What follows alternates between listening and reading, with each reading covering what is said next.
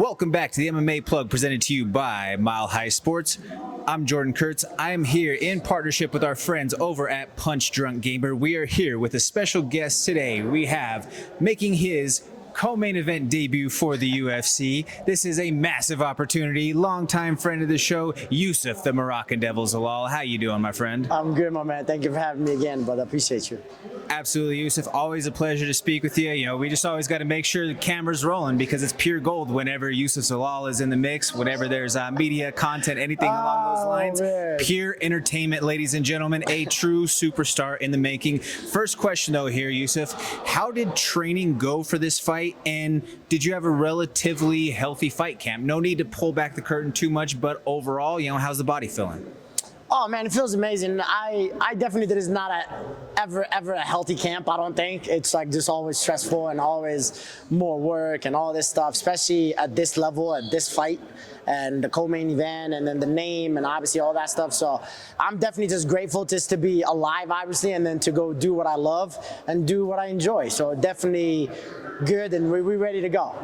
With Calvin Kattar being a strong boxing presence, you've also, throughout your camp, we were able to see through your YouTube channel that you had guys who are known for their boxing ability, like Justin Gaethje of the world, coming in to help you out.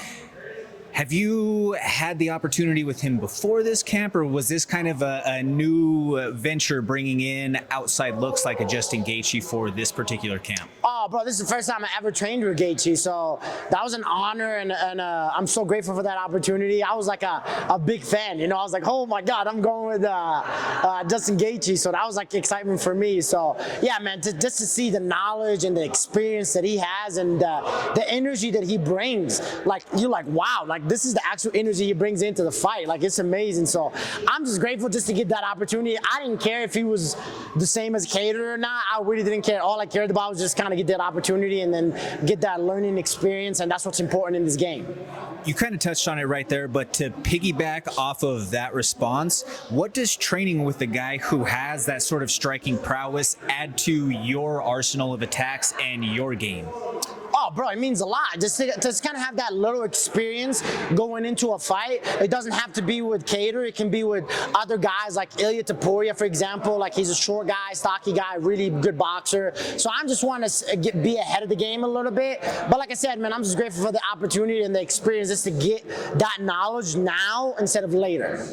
What are some of your concerns with this matchup with Calvin Kattar? And on the opposite side of that same coin, where do you see some of your advantages?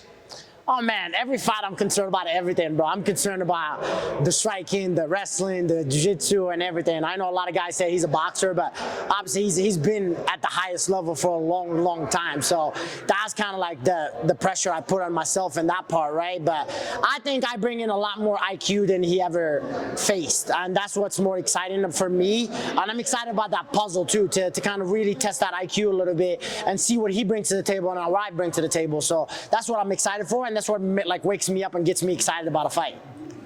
After your initial tenure in the UFC, where started off hot, then kind of had a little bit of a mixed bag of results, following that, though, you're now on a 6-fight win streak. What has been the key to turning the ship around and getting yourself back on to this trajectory of success that you're on? Oh man, there's a lot of things. There's my why, obviously getting back to my why did I do this and why I'm doing this, and obviously this all the experience that I had, you know, I feel like I did it at such a young age, and I was just living the hype, you know what I mean? I was like not really focusing on myself and focusing on the growth, you know what I mean? So I think that's the biggest thing, but the biggest of all is my why, and I feel like I'm really pursuing that, and I can't wait to keep pursuing that, and I can't wait to be a world champion. Again, kind of piggybacking off of that same response right there, but what was the most important thing that you learned after that first deal goes through? You know, you're, for lack of a better term, you're released, you're a free agent out there. What were the things mentally that you were able to learn about yourself, about the game, so on and so forth, that allowed you to then get back to this point? A lot of things. I feel like the main 2 points is being you. Be you. Stop worrying about what everybody else thinks about you. And that brings me to my second point is stop worrying about what everybody else says. The media and all this stuff. I feel like we focus so much on it. Now I focus on it in a good way. I use it as a motivation, to be honest. But I used to just focus on that, like, oh my gosh, like be respectful. I'm always respectful, but it's like always be like, oh, don't act like this. Don't do this. That's too much. That's this. I'm like, just be you and have fun and then really enjoy the sport, because this sport is brutal, man. And it's like, it's not fun some days, you know what I mean? So you gotta really have some fun and really stick to your roots and be you. In normal UFC trend or fashion, we typically see that Apex card following a pay-per-view. Sometimes it's a little bit more of a, for lack of a better term, lackluster card in terms of name value and recognition. However, in your case, this is a lot more of a stacked fight night card. You have a ranked matchup in your fight being the co-main, but then also in the main event, with it being middleweights, you have Gregory Hobocop Rodrigues, who is going to be taking on Jared Cannonier. Do you have any thoughts on that matchup? Bro, I think Robocop, I think he's younger. I think he's younger than Cannonier. Obviously, Cannonier's been longer in the game, and obviously he's a very powerful guy. But I think the youth might have to do something with it a little bit. And then, man, it's just like it's gonna be a dogfight. I feel like both of them just go to war a lot of times. So I'm blessed just to be in that same card and just to get to watch it after that fight. So I'm pretty excited about that. You're one of only a few fighters in the history of the promotion with Moroccan heritage. What does that mean for you to have an entire country behind you with your massive fan base? And how does that momentum from your countrymen propel you when you come into training, when you go into fight week, so on and so forth?